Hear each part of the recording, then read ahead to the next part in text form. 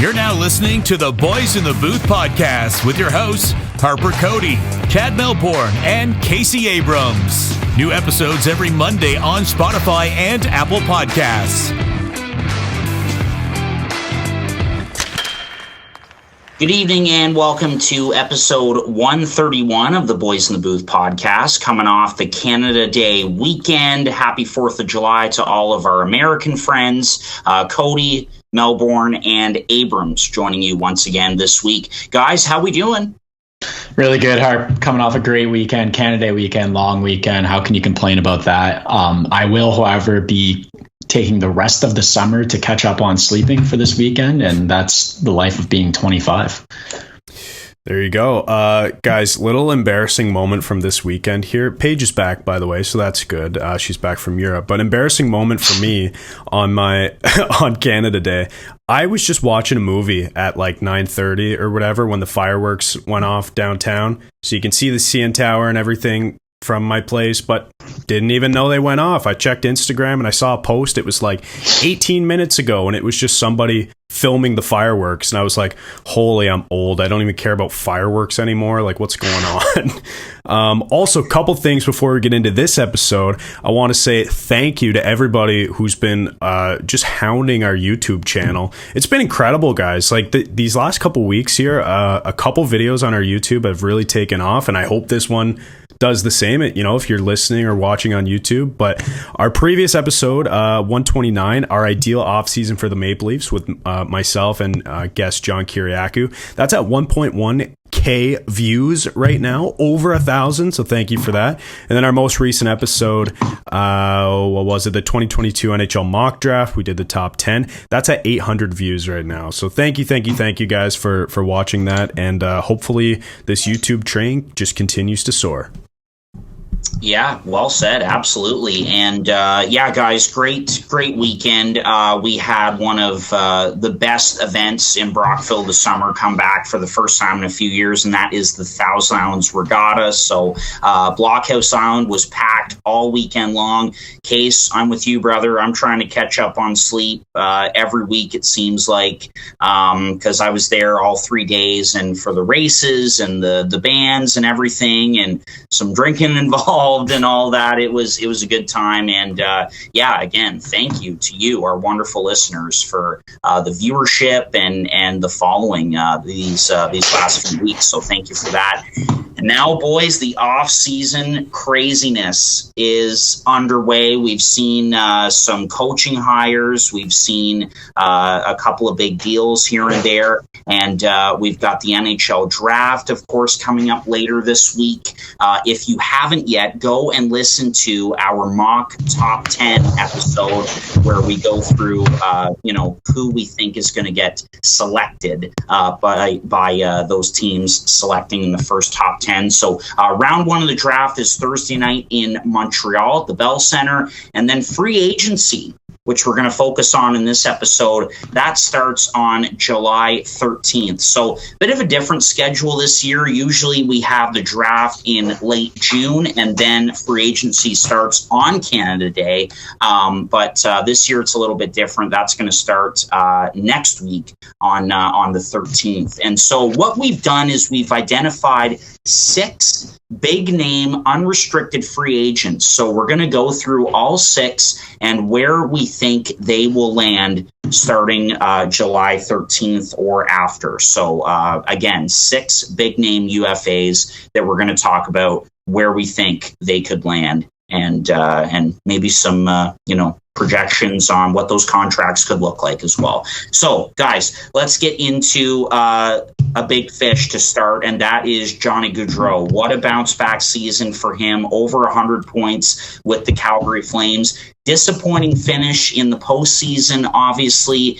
It's been rumored that the Flames have an offer to him that's 8 years, around $9.5 million AAV or so, and we're still waiting to hear what Johnny Gaudreau is going to do. We know that there is a lot of interest. The rumors that if he doesn't stay in Calgary, he would like to be on the East Coast. somewhere. And so starting with Johnny Gaudreau, I have this guy going to the Philadelphia Flyers in free agency. I think that the Flyers are one of those teams that could be intriguing to him, that could step up to the plate with a massive offer and would take a big swing after just a god-awful season this past year. So I've got Johnny Gaudreau going to the Philadelphia Flyers. What do you guys think to start us off?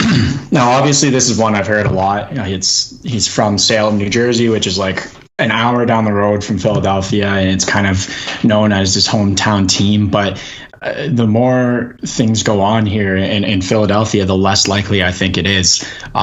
Their major need right now is either defense or a centerman.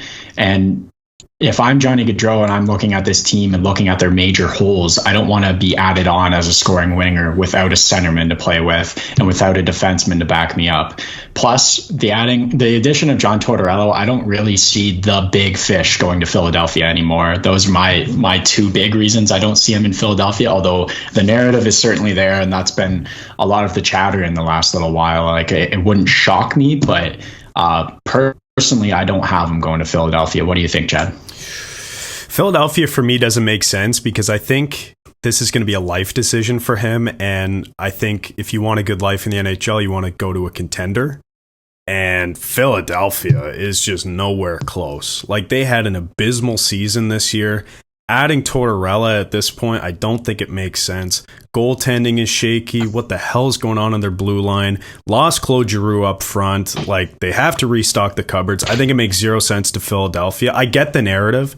That makes sense to me, but I just think if Johnny wants to make a decision where he wants to be on a contender, Philadelphia is just out of the question because they're not even close.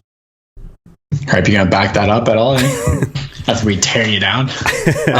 No, that's okay. I mean, I think a big thing for Philly is if they can stay healthy. You know, like I don't think it would be that bad of a situation for Johnny Gaudreau to play next to Sean Couturier, for example, in the middle. So, and I don't know, I have seen that, you know, Philadelphia just doesn't really have an appetite for a rebuild, and that they could be a team to take a big swing, and they've been connected to Johnny Gaudreau before. So I think if they can stay healthy and, you know, offer him the right package, and if he's able to play with a guy like Sean Couturier, I think that could maybe work. No, I definitely think that Philadelphia could be a team that's going to make a big swing, and I think they have to here. But I think it's just more likely to be a centerman. And for me, the Johnny Gaudreau Couturier matchup there, I just don't think it works when it comes to line matching, because Couturier is going to be playing against the other team's top scoring threat line every single game. And I don't know if you want Johnny Gaudreau on that in that same role. So plus, Philadelphia's got to do something about some of their contracts that they have on the books. They've got to move JVR if they're even going to think about getting Gaudreau, because right now I think they have $7 million available, and that is not in the wheelhouse of Johnny Gaudreau after 115 points. Either move him or buy him out and do something about that. But yeah, there's some money that needs to come off the books for sure in Philadelphia. I will say this: we started talking about arguably the biggest fish. You know, the guy at 115 points last year. A couple years ago, we had 99. Like, this guy can score, he can pass, he can do it all offensively. Case, you mentioned some of the defensive blunders for the player, but whatever, he gets a shit ton of points. I will say that even after hearing that there was an offer of $9.5 million for 8 years, or roughly in that range, there's been a lot of chatter that Johnny should just accept it. And, you know, it seems like he likes staying in Calgary. You know, I've heard talk of him loving the Stampede, and his family likes it there, and that's why I say it'll be a family decision for him. But I will say a lot of the chatter coming out of TSN Calgary is saying that, you know, they're prepared to move on if they have to, and they can spend that money elsewhere, because you know that they have to re-sign Tkachuk and Mangiapane as well, and then they could get someone else on the free agent market, maybe at a lesser price, who brings, you know, I don't want to say comparable production, because 115 points is crazy, right? But at least, you know, some more depth scoring. And I think they're actually prepared to move on. So I'll say that. My lackluster answer is that he's not going anywhere, and he's going to stay in Calgary for $9.5 million, 8 years, and for the rest of his life. Yeah. But to keep that lackluster, boring answer out of play, I will say that, two teams that I think about where they're going to lose a big fish to free agency, so then they become the biggest contenders for picking up another one, is Calgary, like you're saying, Chad, and Nashville.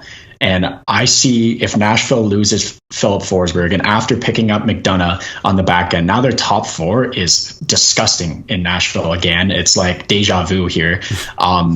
And they've had a lot of players last season really get back to what we're used to from them, in Duchesne and Johansson. Yeah. Like those guys have really come back from poor seasons. So I think now Nashville has to strike again. If they lose Philip Forsberg, they need some winger scoring. So I think Gaudreau would be a perfect replacement for Philip Forsberg. In fact, that's an upgrade for them. And I believe they have the money to do so as well. So I believe Gaudreau to Nashville is a possibility here. Yeah, and the thing is, like, if you're a team within $3 or $4 million of signing Gaudreau, because, like, let's predict his ticket, probably 8 times 10, right? Or 8 times 9.5, basically what Calgary offered him. If you're within $3 and $4 million of being able to sign that player, you make it happen. You make the offer happen. You move the money around, like you figure it out, right? Like that's like one or two players. So Nashville makes total sense for me. I could see him landing there. The one thing I'll say about Nashville is, like, I don't know what the hell their direction is. It seems like, they sell a guy and then they buy a guy. They sell a guy, they buy a guy. But it seems like now, after getting McDonough, they're all in. After this season, after making the playoffs, McDonough, they're in. Yeah, so that makes sense now that it seems like they're all in, even though I think they probably should have rebuilded over these last couple of years. But, to each their own.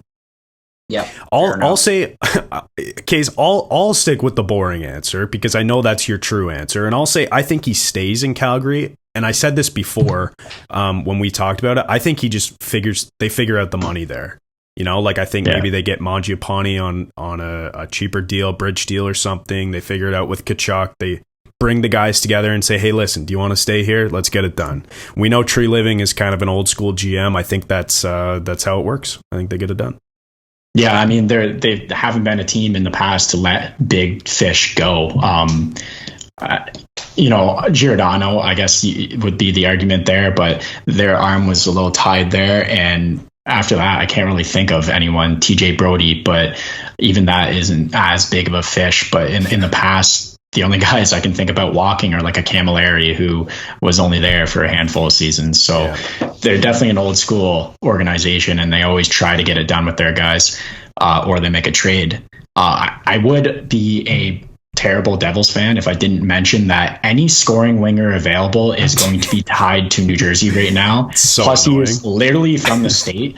So that is my last and final option. I actually have 3 set up for Gaudreau, and it's Calgary, Nashville, and then New Jersey. I would be thrilled, but I don't expect it to happen. It's just kind of that they need a scoring winger. He's a scoring winger. Connection made. Yeah, I think New Jersey finds a scoring winger from within, like probably Holtz or someone like that. I don't know. I think they need someone, but I don't think there's other options out there that they're going to go for. Yeah, they don't need an 11 or a $10 million guy to fill a need. Like, I think that creates a problem for New Jersey in 2 years. When they got to start signing guys. But it'd be interesting too for the Devils, like if we see them for a second summer in a row spend big money on a big time UFA, right? Dougie Hamilton last offseason, do they do the same and get a Gaudreau or whoever else this offseason? That would be really interesting to see. Listening to Tom Fitzgerald, that is the plan. All right, moving on from Johnny Hockey to a couple of centermen coming up, and we'll start with the guy who just won his first Stanley Cup, Nazem Kadri of the Colorado Avalanche. Career year, 87 points. He was in the Hart Trophy conversation early on in the season. Love what he said after winning the Stanley Cup, his comments about, to people who thought that he was a liability. I thought that was just so great. And this guy's going to get paid, man. I think that it's just going to be too difficult to make the money work in Colorado. They have to bring back, a guy like Nichushkin, who is obviously going to get a healthy raise. And I did see a report that Kadri's looking to cash in, man. He's looking for sort of something north of $8 million a season on a long-term deal. And one team that I heard earlier today on Frank Saravalli's podcast is the New York Rangers, that they're looking for a tenacious second line center. It seems like things have kind of fallen apart as far as contract talks go with Ryan Strome, even though he had a good season. And I do like that fit. With the New York Rangers and Nazem Kadri. So I'll say that Kadri could go to the Rangers in free agency to slide in as their second line center. And obviously the Rangers will be looking to continue to go in an upward trend, right? They made it to the Final Four this year. And I think that Kadri would be a big swing for them that would make a lot of sense. New York Rangers are like the Devils in that any scoring winger is tied to the Devils. Well, any big player is tied to the Rangers now. It's like it's the destination, and it gets a little tiresome when you hate the team reading that constantly. But it's true. It's every player would love to play in New York, and no one wants to play for the Islanders right now. So your options are dwindling there. It's definitely a possibility. I just kind of find it so interesting that, the Rangers will do so well and go to the conference finals and then go, you know what, we're not going to sign Strome. We're not going to sign Kopp. We're actually going to drop what's his name? Frankie Vetrano. We're going to drop him too. It's like, it's so interesting that they pick up all these guys at the deadline, go for a run, and then drop them all. I don't know. It's a really interesting move, but you definitely think that Kadri's a fit. He's kind of like the culture-wise would make sense in the Rangers in my mind as well, and playing style as well. They've also got other problems going on right now, like Panarin might want out, is what I'm reading. So that's super interesting to me. Yeah. But yeah, Colorado's got a lot of people to sign right now. So Kadri's out the door if he wants over $8 million, and that's what I've heard. Yeah. So Kadri to the Rangers makes a lot of sense, but I've got another team close by that I think is going to be going all in one last time, and that's the Washington Capitals. Backstrom's going to have surgery. He's going to be out for a long time. LTIR money freeing up for them, and they're going to need someone to play down the middle and help out Ovi while he's still around. Again, playing style makes a lot of sense to me to go to the Rangers or to the Capitals. They already have one villain. They would love a second one in Washington, and I think that's a perfect destination for Kadri, although there's a lot of options here. Like, I've got a list. I see Washington, I see Seattle, I see him staying in Colorado somehow, and maybe even Boston, because they're in hell down the middle. I'm so glad you mentioned Boston, because that was the team I wanted to say if it were not for the history between Toronto or Kadri when he was a member of the Maple Leafs and the Boston Bruins. Yeah. I don't think you can bring that player in to Boston. No, you just can't. He's universally hated by that city. But if we're talking team fit, like, that makes the most sense. Like, what did we rag on Boston the most this year for? I mean, you can say depth scoring as a whole, I suppose, but their second line center was Eric Haula, guys. Like, they lost David Krejci, and that was something that, I brought up multiple times because I thought it was crazy that they didn't replace him. I just, and now Kadri's here, and it would make so much sense because I think he fits. And Boston is a team where, I think if they truly like a player, they'd be able to spend the money, and they'd be willing to. You saw that with Hampus Lindholm. But all of that being said, it's not going to happen because they hate the player universally in that city. Where I think Kadri is a fit, especially if he wants to make over $8 million. Like, first of all, I think Kadri's probably worth like 6.5, because we've seen ups and downs, right? In this last season, 87 points, I think you mentioned. That was a high, but before that, the scoring wasn't really there, and he played on a Stanley Cup team. So it's like, it's kind of hard to evaluate him. So I think the safe bet would be like 6 times 6.5, you know? If I'm his agent, I am pointing my finger at Hayes right now in Philadelphia. And I'm saying that's a similar player who didn't have a great season last year, even though Kadri had an incredible season. And if I were his agent, I'd be doing that comparison all day long to get that sort of money. Oh, 100%. And I think a team will give him a lot of money. And I think it's going to be the Ottawa Senators. I think there's less hate between Kadri and the Senators. That wasn't really a rivalry when Kadri was a part of the Maple Leafs because neither team was very good at that point. And, there's the connection to Connor Brown and Nikita Zaitsev who are there. Now, I don't think either of those guys are mainstays in Ottawa, but there is a connection. I've heard Ottawa's been shopping Brown. But I think, if you're looking to take the next step, if you're the Senators, I think bringing in Kadri, being able to pay him a little bit more than what other teams are because of your salary cap situation, I think it makes total sense, and I could see the fit there. That's where Seattle comes into play for me. I think they're looking to make a huge splash, and when the guy is asking for a lot of money, well, they've got a lot of money. Yeah. So Seattle is certainly a possibility. Plus, he would be the guy there, so that's always a selling point. Imagine jersey sales. It'd just be Kadri. I wonder if he would wear 43 or 91 or what he would wear. Yeah. But I could see it. Oh, that would be a great fit. Speaking of the Ottawa Senators, this next player on our list is where I have him going to the I know nation's who you're going to say. And that is Claude Giroux. Obviously, this has been heavily rumored. He's from there, and this is a team that has a talented young core. They have to lock up Josh Norris this summer. Obviously, they're looking to take the next step, and they're looking to be a playoff contender as soon as this coming season. I think that this year they were disappointed with how it went. A lot of ups and downs. Sure, there was COVID, injuries, and that sort of thing. Drake Batherson, one of the big injuries of note. But they wanted to be further along than they were this year. And so anyway, I have Claude Giroux going to the Ottawa Senators. I think he's one of those veterans that would fit in so well with the young kids. And that's kind of the test right now for the Senators. Pierre Dorion and company have proved that they can draft and develop really well. We've seen that so far. They've got a great young core. But the challenge is bringing in the right veterans to surround the kids, and that's been a challenge so far. Yeah, so they failed at that so far.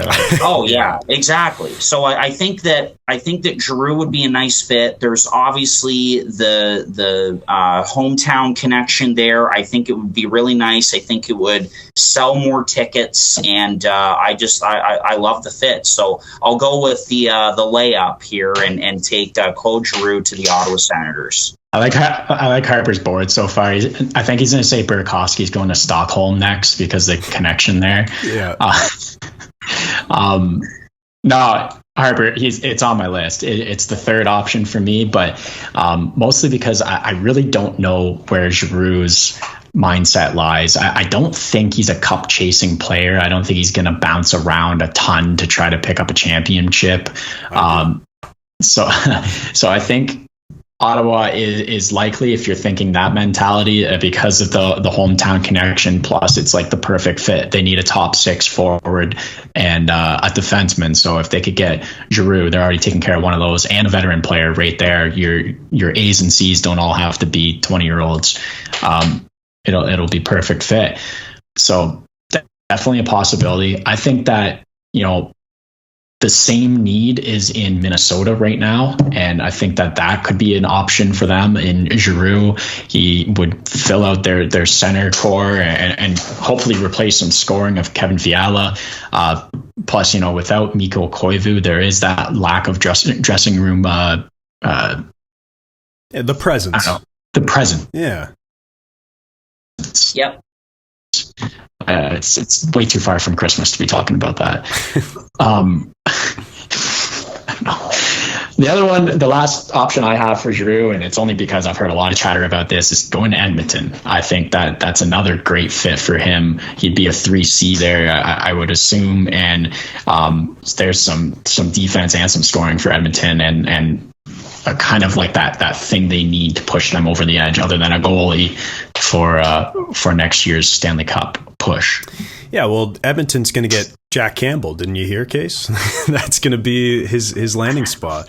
Either there or New Jersey, whoever wants his UFA rights. But, okay, Giroux, before I give you my answer, what do we think he's worth right now on, say he signs for 5 years? Would that be crazy? A 5-year term? 4 years? I wouldn't pay him for 5 years. I wasn't thinking that at all. 4 years? I was thinking more 3 to 4 years at like an AAV of 4.75 to 5 million. That low, eh? Are you in the same kind of area, Case? Because I wasn't. No. What do you think? No, I think he's like a 2-year guy, a one or 2 year guys at 6 million. Yeah, or maybe 5.5. Okay, so I guess we're kind of on the same page with the AAV. Years really doesn't matter. I guess like you can structure. I think it does. Well, no, but I'm saying years doesn't matter for our sake talking about it here. But because I wanted to bring up AAV, okay? And this is the reason I have Claude Giroux going to the Colorado Avalanche. Okay? Stay with me here. This is crazy. They're losing Nazem Kadri, obviously, who wants about $8 million. Where did Claude Giroux, where was he rumored to go at the deadline, before he signed or before he was traded to the Florida Panthers? Colorado. A big fish was Colorado. Well, they were in on him. This is where years matter to me.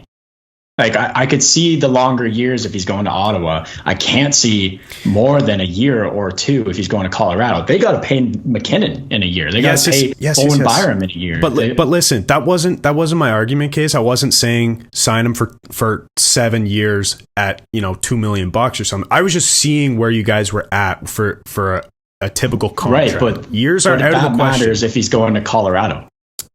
The reason the only team that it matters. The reason I think he will sign in Colorado or could sign in Colorado is because he wanted to go there in the first place. I do think he's chasing a cup because that's something I think he would really like to add to his resume. No kidding. And Colorado, I think, can find a way to make the money work and still get a pretty decent second or third line center wherever you want to play him because they have the depth scoring to do it. And I think they're able to bring guys back if they pay him, say, $4 million, and I think he would take a pay cut to go to a cup contending team. I think it makes sense.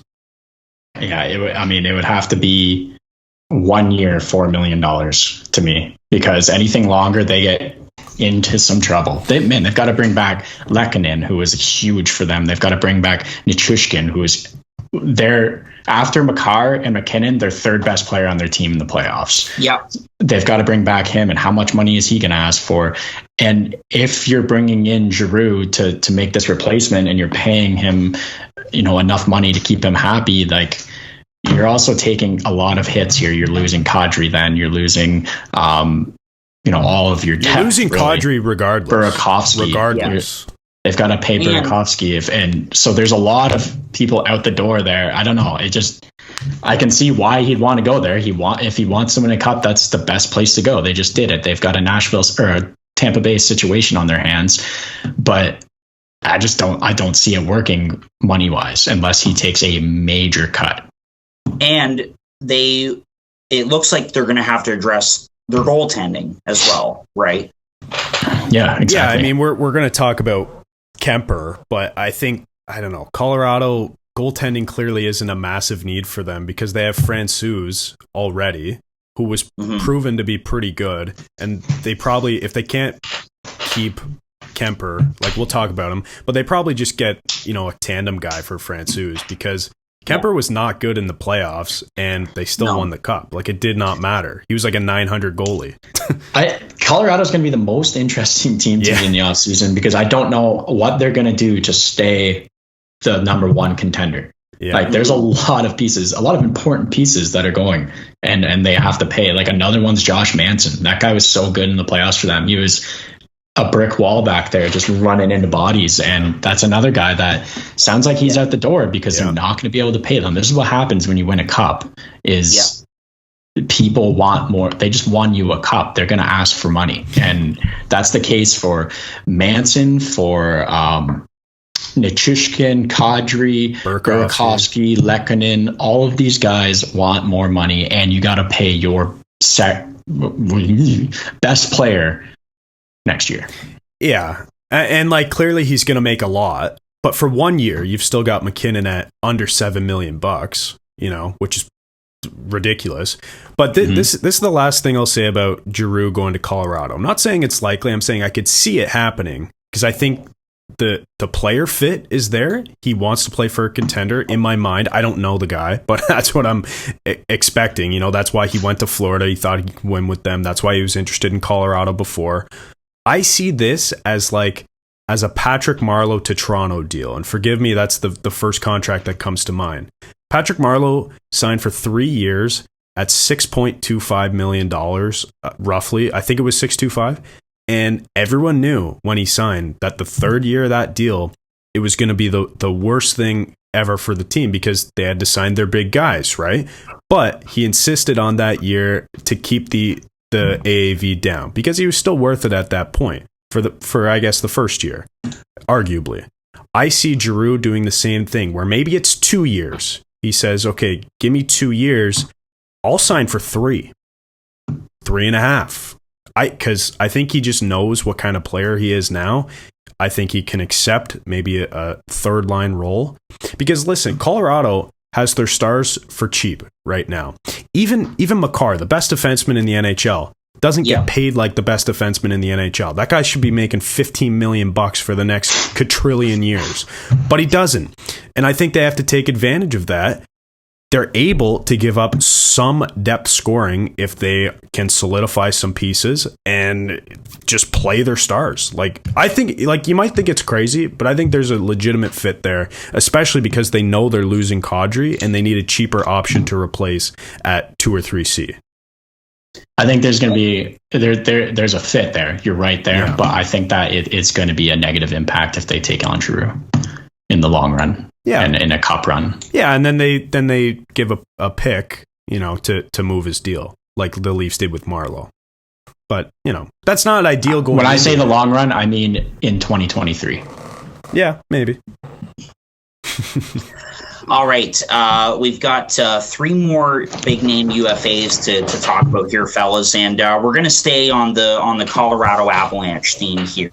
And so starting with Andre Burakovsky. So he's our 4th UFA that we're going to talk about. Had a really nice regular season, a good scoring winger. He's got a lot of speed. Was in and out of the lineup in the playoffs, both due to injury and just, a numbers game. I mean, Colorado was just so deep up front this season, as we all know, that, some good players had to be out of the lineup. But I think that Burakovsky could be a nice fit somewhere. And I kind of had a tough time with this one, but I have settled on the Carolina Hurricanes as a potential fit for a guy like Andre Burakovsky. What were we saying after the Hurricanes lost to the New York Rangers? That this team works their balls off every night for Rod Brindamore. Number 1 in dump-ins, number 1 in the league in puck retrievals. They work hard to score. And so I think that when talking about the Hurricanes, they could use another guy or two that can just give them an easy goal, a perfect shot from the slot. And not that Burakovsky is going to go out and be a 30, 40 goal scorer every season, but 20, 25, like he had a nice season. I think he was just over 60 points with Colorado. Carolina's a good team. They're a contender, right? And they've got a lot of speed up front, some good centermen. So I've got Burakovsky as a fit for the Carolina Hurricanes. What do you guys think? Harper, you took my number one pick for where he should go, and that's the Carolina Hurricanes. So I'm glad we're on the same page for the first time here. I think it's a great fit. The thing they need is scoring. You're absolutely right there. And I think they need someone on the power play, and this is your guy for that. I think he's the cheaper option available out there, although he's going to ask for a lot of money. He has 61 points last year or something like that, 60 points. So we've seen the trend of him going upward here, and I think he's going to ask for a lot more money. He's going to ask like Nylander money, or a little cheaper. But I think it's a perfect fit in Carolina if they can make it work money-wise. And I think that he is the type of guy that they need to push them over the edge. They're obviously, the number one team in their division, but they need something to get them through the playoffs, and he's the guy, I think. So since you took my pick, I'll go with my number two, which I'm going to make you even happier, Harper, is the Buffalo Sabres. I think that this is the type of player that they can sign. He's not a top tier free agent available, but he is a solid guy to pick up, and they need the scoring. You've mentioned it before. They might be losing Olofsson and a couple other reasons of a scoring winger being a target for them, and I think that could be a good fit for Burakovsky. Yeah, Burakovsky is a weird one, guys, as you've both kind of mentioned. Like, don't really know exactly what he's worth. Being in and out of the lineup in the playoffs reminds me of Thomas Tatar for the Habs, where he's a good player, and you just don't understand why he's not in the lineup. I get it was different for Montreal compared to Colorado. Colorado just had weapons up and down the lineup, and Montreal, Tatar just didn't really fit their system. But I think there is a comparison to be made there. Case, do you really think he'll ask for 6.5 roughly? I think he'll ask for $6 million. I think that's his asking point where he's going to start. I don't know if that's what he's going to get, but that's where he's going to go. Yeah, and you guys both mentioned Carolina too. Don't forget that, I don't know if you guys saw this report, but it was kind of big news a few days ago that Carolina is letting some of their players test the waters. They mentioned that Tony DeAngelo can test the free agent market, and same with a guy like Nino Niederreiter. So that's Tony DeAngelo. They're letting him test the market because they're the only guy, or they're their only team that would touch him at the time. So they're like, yeah, sure, you go ahead, test the market. Yeah, go back to the Rangers. This is your Niederreiter replacement, exactly, in my mind. Well, that's why I thought it was a perfect fit. But I'll say this: if the guy is going to be asking for a bunch of money, $6 million, someone will probably overpay him. And word on the street is Seattle is going to be going after some big name UFAs this summer. So I could see that making sense. It's a bit of a cop-out answer because I thought Carolina was also a good one because of the Niederreiter news. But I'll say Seattle. I could see a fit there. Yeah, I thought about them as well, for sure. And in case I like the Buffalo thought there, but I actually have to go back on what I said about Olofsson. It does look like there's a good chance that Olofsson is going to stay on an extension. He had a really good finish to the regular season with the Sabres and picked up his scoring, and so I think that he could maybe be sticking around. But I love the idea of that, for sure. All great options for Burakovsky. All right, and another Colorado UFA that we're going to talk about. So we've got two more to go, and that's Darcy Kuemper, the goaltender. Obviously, had a rough start to the regular season, but then really picked it up. Was excellent, and was average, I think, at best in the Stanley Cup playoffs. And we thought that maybe there'd be a bit of a controversy in the crease, that maybe Francouz could take the net because he played well. Also, they've got him locked up. But, I thought Kuemper was good. And it obviously wasn't a huge need for the Colorado Avalanche because they were such a powerhouse up front. But I like Kuemper. I think he's a good goaltender. And I do think he's going to walk in free agency, and a team that was in on him before and has been tied to Kuemper before, and Colorado swept them in the conference finals, and that is the Edmonton Oilers. So it doesn't look like Mike Smith is coming back. That's going to be an LTIR situation or whatever. So I could see them circling back to Darcy Kuemper. So I've got him going to oil country.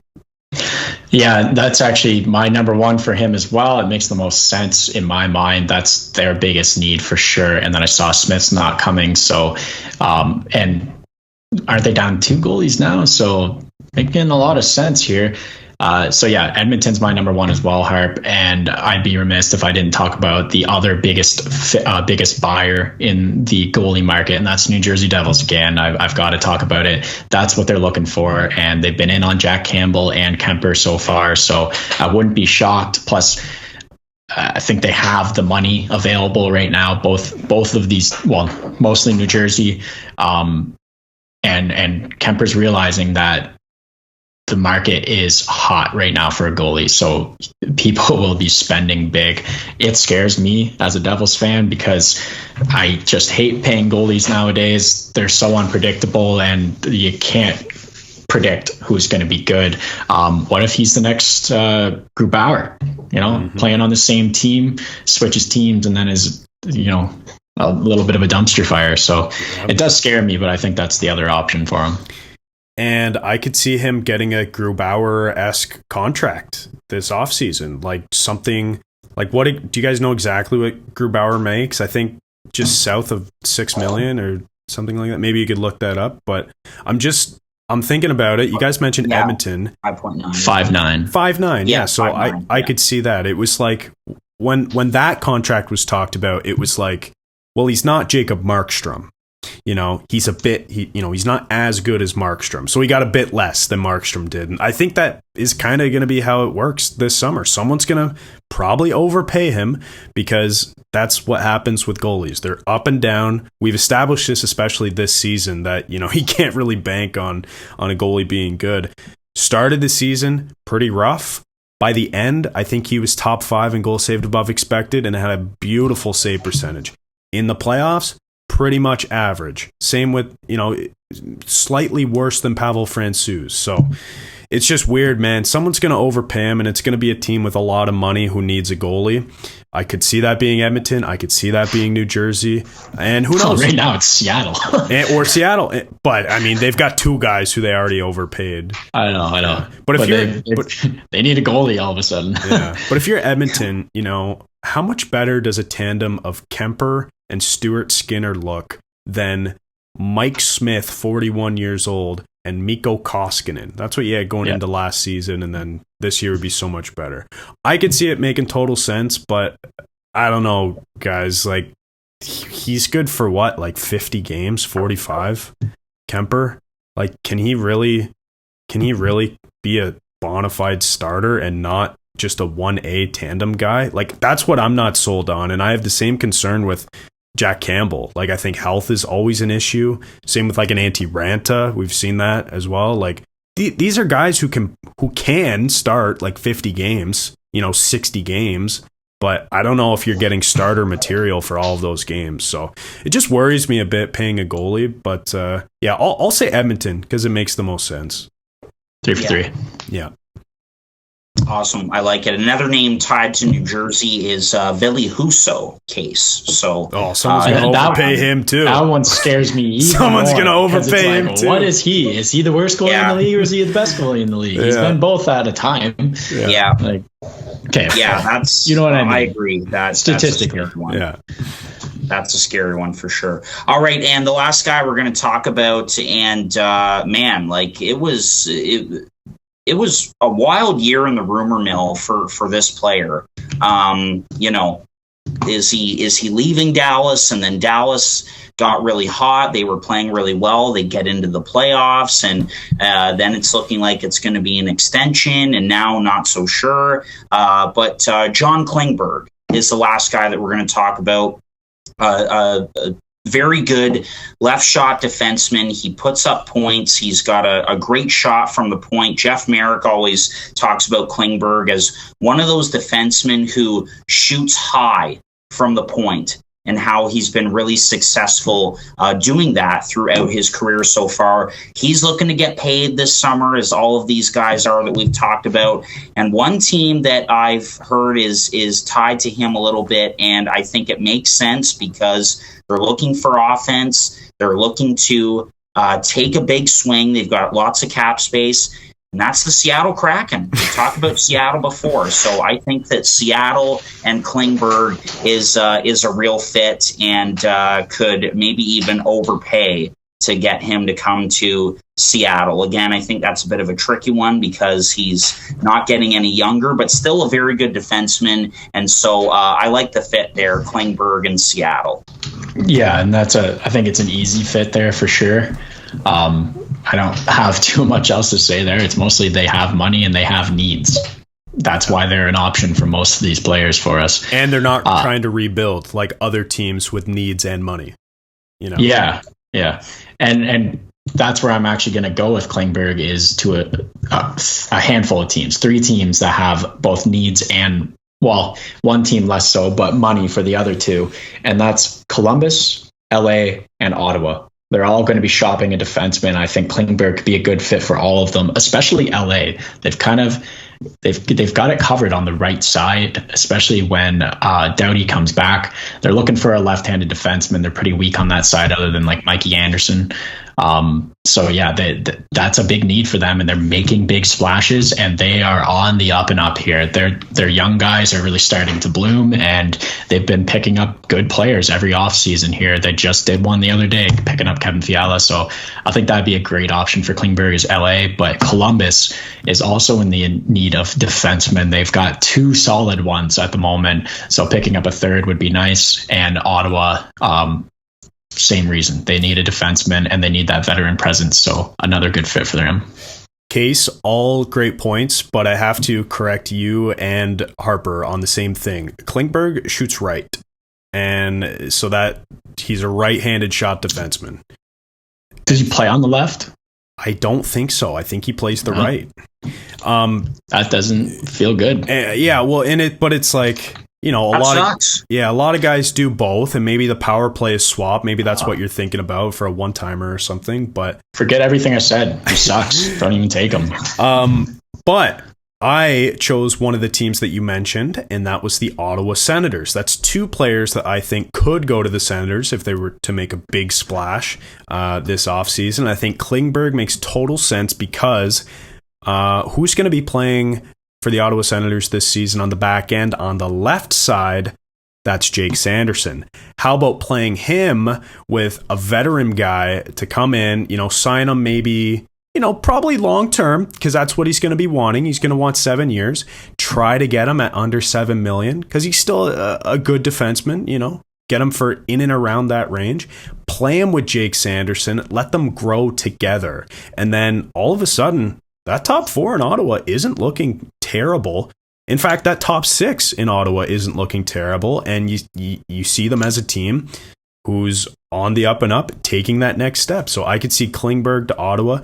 Don't hate it. I must say, though, I got this idea from Puck Empire, so don't sue me. I saw a mock roster that he had going on his Instagram page, and I just think it made total sense to me anyways, playing him with Sanderson. For sure. Yeah. Well, that's not my favorite fit because I swore he played on the left side. Maybe I'm completely out to lunch there, but then that's my perfect fit for him as well. Yeah. Also, it's like very similar in most things to what Bramstrom wants to be. Also Swedish too, right-handed and not overly large. Yeah. So maybe that's their last effort at trying to help Bramstrom grow into the player they want, is try to show him someone to emulate. Yeah. Yeah, well, I'm not going to be able to sleep tonight now that I screwed up which hand Klingberg shoots from the blue line, but I do some agree. Red flags went off for me when you mentioned that, because I was like, wait a sec, I could have sworn, like, however many years ago when the Leafs were in on Barrie, I could have sworn before that I was like, oh, Klingberg will be a great fit on the right side. That's what the Leafs need. Yeah. But yeah, so thought I had to Google it to make sure, but I could have sworn he was right-handed. Bramstrom left. Well, let's just shut down the podcast. and that's the other thing. Bramstrom is a left shot D, but he plays the right side majority of the time. But I do like that idea because Bramstrom came on towards the end of the year. You have a Swedish veteran there who could help him along. I want to throw something out at you guys. I think this would be a great fit, although I don't think it's going to happen because they're not expected to be big spenders this offseason, and they're going to continue to take their time and let the young kids develop. But how great would John Klingberg look next to Owen Power for my Buffalo Sabres? Yeah, that'd be nice. That would be nice. I would love it. Don't think it's going to happen, though. But anyway, I wanted to throw that out there. Well, think about this in Ottawa, okay? And I'm just reading a modified lineup that I have here from the Puck Empire trade. But Chabot and Zub on the first pair, because Zub came on. You know, he's a bona fide top 4 guy now. Top pair is, but Chabot carries it. Same with like a Jan Ruda and Victor Hedman. That's the example we always go back to. Then Sanderson Klingberg on your second pair. And then Brandstrom or Bernard Docker, and then whoever else on your third pair there. I heard that whoever else guy is pretty good. Yeah. Maybe Nick Holden or Delzato. There's a couple names there. But Lassie Thompson as well. Yeah. Now, the other guy, I wonder who, you know, like, it was a head scratcher of a deal that the Senators made at the deadline, but they brought him in for a 3rd round pick, and he actually fit in pretty well and played well, and that's Travis Hamonic. And so how do they feel about him and the way that he played? Do they just retain him and get another big name free agent? Because I do think Ottawa is going to get a big fish this offseason. I really do, whether that's in a trade, i.e. Alex DeBrincat, for example, or, a big name free agent. We mentioned Claude Giroux earlier, maybe even Klingberg, but I'm wondering about that too, because Hamonic, even though that deal was a head scratcher at the deadline, he did play pretty well for them down the stretch. DeBrincat, for one, Zub, great player. I just want to say that DeBrincat's not going anywhere. He is the new Jacob Chikrin. I'm so sick of it. Like, he's not going anywhere. They're like, oh yeah, we don't want a high first round and a second first round and a prospect for him. It's like, well, what do you want? Yeah. Fuck. He's not going anywhere. Yeah. I mean, sick of it already. If he does, he'll score 65 goals. Like if he plays with Ovechkin or something, and just, that'd be cool. But they're just going to be too picky. They're going to be the same as Arizona with Chikrin. They're just going to get offer after offer and not take one. Yeah. At a certain point, the market is going to go cold, and it's hot right now. You should just take the highest bidder. I've realized I just have very thin patience for media bringing up the same player over and over again, and that's why I got sick of Jack Eichel, and I got sick of Johnny Gaudreau, and I got sick of Chikrin and DeBrincat, is I just get so tired of seeing the same guy on the move constantly. It's like, yeah, just do it already. Yeah, well, especially too when it's just like rumors, or it's like something someone said on a podcast one time, and it's like it gets posted about it and talked about, and it's like, holy, like, how credible is this? It's like us talking about it on the Casey podcast. Abrams said DeBrincat's not going anywhere. He's signing for 8 years. Yeah, exactly. So. Oh, geez. glad to get your how you feel about it, Case. And I'll tell you how I feel. He got his motor running. Well. By the way, speaking of Chikrin, it doesn't look like he's going to be leaving Arizona now. And my God, I'm done. That the price is just too high. Anyway, okay. Well, that does it. 6 big name UFAs that we wanted to touch on. Again, free agency starts on July 13th, so it'll be the week after the NHL draft, which starts this Thursday at the Bell Center in Montreal. So the off-season is underway in the National Hockey League, and we will be here to follow it and cover it for our wonderful listeners. Also, if you haven't yet, there is still some merch available. So visit boysintheboot.com/shop. Check out some merch, and that is on top of, again, following us on YouTube and Instagram, listening to the episodes. Again, thank you so much for the great results these last couple of weeks. Guys, hope you had a great Canada Day weekend. Great chatting with you. Looking forward to the draft and free agency next week. So thanks for this, and we'll chat again next week. Yeah, tell a friend. Tell your dad. This has been another episode of Boys in the Booth with Harper Cody, Chad Melbourne, and Casey Abrams. New episodes every Monday on Spotify and Apple Podcasts. Connect with the Boys in the Booth on Instagram, Facebook, and YouTube at Boys in the Booth. Visit boysinthebooth.com for show details, and don't forget, you can become a patron of the podcast for just $1 a month at www.patreon.com/boysinthebooth.